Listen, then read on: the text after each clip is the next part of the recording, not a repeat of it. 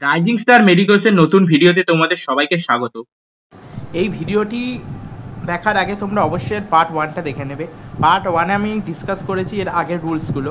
এবার চলো পরের রুলসগুলো দেখে নেওয়া যাক। আগের ভিডিওটা অবশ্যই দেখো, কারণ ওখানে আমি তোমাদেরকে দুটি কলেজের মধ্যে কী কী ডিফারেন্স থাকতে পারে সেটার সম্বন্ধে জানিয়েছি। এই ভিডিওটা দেখার পরে তুমি ফার্স্ট ভিডিওটা দেখতে পারো।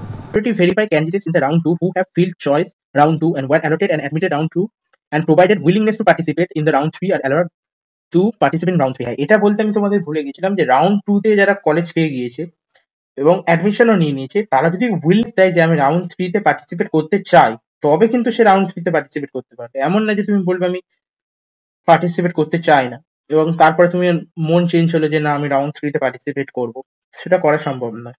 এবং এটা বলেছে দেখো যে যারা কিন্তু ক্যান্ডিডেটরা কিন্তু রাউন্ড 2 তে রিপোর্ট করেনি, তারা কিন্তু রাউন্ড 3 তে পার্টিসিপেট করতে পারবে আফটার কাউন্সিলিং এর ফিসটা আবার দিয়ে, যেটা আমি তোমাদের আগে বলেছিলাম। এর জন্য কিন্তু নতুন করে ডকুমেন্ট ভেরিফিকেশন সেন্টারে যেতে হবে না।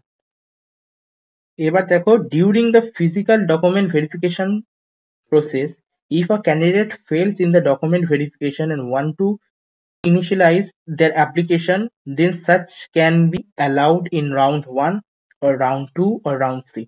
মানে এটাই বলতে চাইছে, ধরো তুমি ফিজিক্যাল ভেরিফিকেশনের সময় ভুলবশত তোমার কাছে A1 রয়েছে, এবার তুমি যখন মানে যে ফর্মটা রয়েছে যেটা ফিল আপ করে, ধরো তুমি রাউন্ড 3 তে নতুন করে ফ্রেশ রেজিস্ট্রেশন করতে চাইছো এবং তুমি ভুলবশত ডিস্ট্রিক্ট মেরে ফেলেছো, তখন তুমি কিন্তু নোডাল অফিসারের কাছে গিয়ে এটা A1 চেঞ্জ করে নিতে পারো। কোনো যদি ডকুমেন্টসে ভুল থেকে যায় তোমার, সেটা তুমি কিন্তু যেখানে নোডাল অফিসার রয়েছে ভেরিফিকেশন সেন্টারে গিয়ে সেটা কিন্তু চেঞ্জ করতে পারো।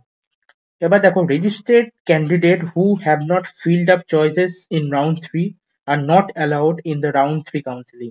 মানে যারা রাউন্ড 3 তে কাউন্সিলিং এ কোনো চয়েস ফিলিং করবে না, তারা রাউন্ড 3 কাউন্সিলিং এ বসতে পারবে না। সিম্পল এটা। এবার দেখো, the candidate who remained admitted in round 3 counseling are not allowed any further for the participation in the future round of counseling. They are not allowed to surrender their seat during the counseling process as stated earlier. তো আমি তোমাদেরকে এটাই বলতে চাইছিলাম, এটাই সব থেকে important point. এটাই কিন্তু সব থেকে ইম্পর্টেন্ট পয়েন্ট এবং রেড কালারে আমি দিয়ে দিই এটা। দেখো, এটা বলেছে কিন্তু যারা কিন্তু রাউন্ড 3 তে অ্যাডমিটেড হয়ে যাবে, তারা কিন্তু আর কোনো কাউন্সিলিং এ পার্টিসিপেট করতে পারবে না এবং তারা কিন্তু কলেজ স্যারেন্ডারও করতে পারবে না নিজেদের সিটকে। মানে রাউন্ড 3 তে যদি তুমি পার্টিসিপেট করো এবং তুমি কলেজ পেয়ে যাও, এটাকে ভালোভাবে বোঝো। দেখো, আমি তোমাদেরকে এটা পুরো প্রপারলি বোঝাচ্ছি। দেখো, এটাই বলতে চেয়েছে, ধরো তুমি রাউন্ড 3 তে কেপিসি পেলে। আমি এটা প্রাইভেট কলেজ কেন বলতে চাইছি, দেখো যদি গভর্নমেন্ট কলেজ হয় সে তো ছাড়বেই না, সেটা আমি তোমাদের প্রাইভেট কলেজ বলছি। ধরো কারোর কেপিসি দরকার নেই, তার সত্ত্বেও কেপিসি কলেজ কেউ মেরে দিল। এবারে সে যদি রাউন্ড 3 তে কেপিসি পায়, তার কাছে দুটো অপশন রয়েছে। এক, সে অলরেডি চাইছিল যে কেপিসি আমি থাকতে চাই, তাহলে সে অ্যাডমিশন নিয়ে নিল। এবার ধরো সে অ্যাডমিশন নিতে চাইছে না, তাহলে তার কাছে দুটো অপশন রয়েছে। এক, তাকে মানে সে যখন রাউন্ড 3 হবে সে অ্যাডমিশন নিতেই যাবে না, তাহলে সে অ্যাডমিশন নিল না। এবার যদি সে অ্যাডমিশন নেয়, তাহলে কিন্তু সে সিট সারেন্ডার করতে পারবে না। মানে আগে যেটা সিট সারেন্ডার করা যেত, সিট সারেন্ডার করলে ফিসটা ফেরত এসে যেত, কিন্তু সে এখন সিট সারেন্ডার করতে পারবে না। তাকে কি করতে হবে, তাকে তখন বন্ড ব্রেক করতে হবে। এবারে ধরো কেপিসিতে 18 লাখ টাকার ডিমান্ড ড্রাফট রয়েছে, মানে বন্ড রয়েছে। ধরো মানে যারা পেমেন্ট করবে তাদের জন্য ডিমান্ড ড্রাফট রয়েছে, ধরো বন্ড রয়েছে, সেই বন্ডটা ব্রেক করে তারপরেই কিন্তু সে মানে এই এমবিবিএস এর জার্নি থেকে বার হতে পারবে। তাহলে যদি সে অ্যাডমিশন নিয়ে নেয়, তাহলে কিন্তু তাকে টাকাটা পুরো চলে যাবে তার, এবং সে মোটামুটি একটা সমস্যায় পড়ে যাবে। তো এটা বুঝলে।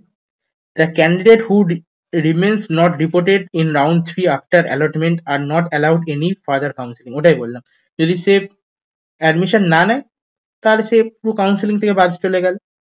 এবং যদি সে অ্যাডমিশন নিয়ে নেয়, তাহলে সে কন্টিনিউ করতে পারে, কিংবা বন্ড দিয়ে সে বার হয়ে চলে আসতে পারে এমবিবিএস থেকে। No option for choice upgradation allowed in this round. মানে এটাই বলতে চাইছি যে রাউন্ড 3 তে, ধরো রাউন্ড 3 তে তুমি কলেজ পেয়ে গেলে, সেই কলেজে গিয়ে কিন্তু তুমি বলতে পারবে না যে আমি আপগ্রেড করতে চাই, কারণ তুমি কলেজ পেয়ে গিয়েছো। মানে তুমি এই যে ডব্লিউবিএমসিসি যে কাউন্সিলিং রয়েছে সেটা থেকে তোমরা পুরোপুরি এক্সিট দিয়ে দিয়েছো। তো মোটামুটি এটাই ছিল, এই যে গাইডলাইন্স রয়েছে। এবার অনলাইন স্টে ভ্যাকেন্সি সম্বন্ধে তোমাদেরকে একটা জিনিস বলে দিই। ধরো তোমরা পুরো বর্ডার লাইনে রয়েছে এবং তোমরা কোনো প্রাইভেট কলেজ নিতে চাইছো না, তাহলে কিন্তু তোমরা ভুলেও যে বিডিএস নিতে যাবে না হঠাৎ করে, যে আমি বিডিএস নিয়ে নিই।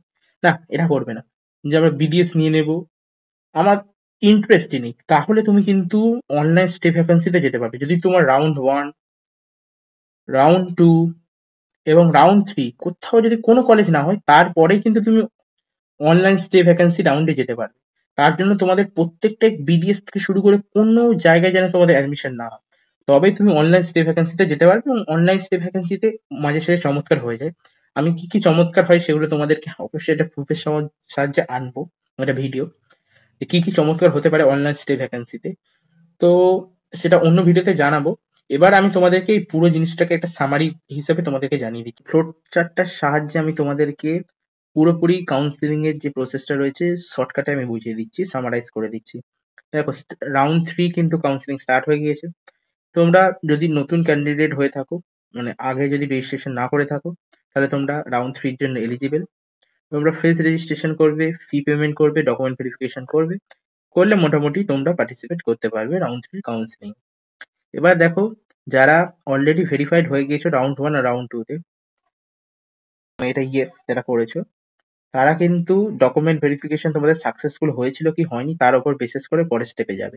এবং যদি তুমি রাউন্ড 1 বা রাউন্ড 2 তে ভেরিফাই না হয়ে থাকো, তাহলে তোমাদেরকে নিউ ক্যান্ডিডেট হিসাবে ফলো করতে হবে, যেটা তোমাদেরকে আমি আগে বললাম। এবার দেখো, তোমাদের যদি ডকুমেন্ট ভেরিফিকেশন হয়ে যায়, ইয়েস থাকে, তাহলে তোমাদেরকে এক্সট্রা কোনো ফিস দিতে হবে না, শুধু ফিল্ড চয়েস করতে হবে। এবার যদি তোমাদের ডকুমেন্ট ভেরিফিকেশন সাকসেসফুল হয়, তারপর ডিপেন্ড করছে যে তোমরা কেন সেই আনসাকসেসফুল হয়েছে। যদি তোমরা মিসড ভেরিফিকেশন হয়, তাহলে তোমাদেরকে আবার পেমেন্ট করতে হবে এবং ডকুমেন্ট আবার ভেরিফাই করতে হবে। এবার যদি তোমাদের রাউন্ড 2 এর সিট ক্যান্সেল হয়ে থাকে, যেটা ডকুমেন্ট ভেরিফিকেশনের কারণে রাউন্ড 2 তে, তাহলে তোমরা আবার এলিজিবল রয়েছো, কিন্তু তার জন্য তোমাদেরকে নতুন করে ফি পেমেন্ট করতে হবে। এবার দেখো, মোটামুটি তোমরা রাউন্ড 3 তে পার্টিসিপেট করে ফেললে। এই পাথ অনুসারে তুমি রাউন্ড 3 তে এলে, তুমি ফিল্ড চয়েস করলে, লক চয়েস করলে, রাউন্ড 3 অ্যালটমেন্ট হলো। যদি অ্যালটমেন্ট না হয়, নট অ্যালটেড, তাহলে এটা এক্সিট কাউন্সিলিং নয়, তুমি চলে যাবে এর পরের রাউন্ডে, যেটা হচ্ছে স্টে ভ্যাকেন্সি রাউন্ডে। যদি তোমার অ্যালটেড হয়, তাহলে কি হবে? যদি তোমার নতুন কলেজ অ্যালটেড হয়, তাহলে তুমি যদি অ্যাডমিশন নাও, তাহলে পরের রাউন্ডে যেতে পারবে না। যদি তুমি অ্যাডমিশন না নাও, তাহলে তুমি কাউন্সিলিং থেকে বাদ চলে যাবে, তুমি আর স্টে ভ্যাকেন্সি রাউন্ডে যেতে পারবে না। এবং 2 পর্যন্ত যারা অ্যালটেড আর রিপোর্টেড হয়েছে, তারা রাউন্ড 3 তে এরকমভাবে পার্টিসিপেট করতে পারে। তো এটা মোটামুটি সামারি ছিল। এবং পরের ভিডিওতে আমি তোমাদেরকে জানাবো, এবং এটাও জানাবো যে কত কাট অফ যেতে পারে, সেটা আমি একটা ভিডিও বানানোর চেষ্টা করছি। মোটামুটি ভিডিওটা ভালো লাগলে অবশ্যই লাইক এবং সাবস্ক্রাইব অবশ্যই করবে, শেয়ারও করে দেবে। রাউন্ড 3 কাউন্সিলিং এর কি কি ভুল হতে পারে সেটা সম্বন্ধে একটা ভিডিও বানিয়ে দেবো। রাউন্ড 3 তে কি কি কাট অফ যেতে পারে সেটার সম্বন্ধে একটা ভিডিও বানাবো। তো মোটামুটি এই ছিল। আশা করি তোমাদের দুর্গাপুজো ভালো কেটেছে। এবার আবার কাউন্সিলিং এর প্রসেসে ফিরে আসো, এবং যারা বর্ডারল্যান্ডে রয়েছে তাদেরকে বলবো পড়াশোনা শুরু করে দাও। রাউন্ড 3 কাউন্সিলিং শেষ হতে চলেছে। এরপরে এখন অনেকটাই টাইম পেরিয়ে গিয়েছে, পরের বছরের জন্য প্রিপারেশন শুরু করে দেওয়া উচিত। থ্যাংক ইউ, আবার দেখা হবে।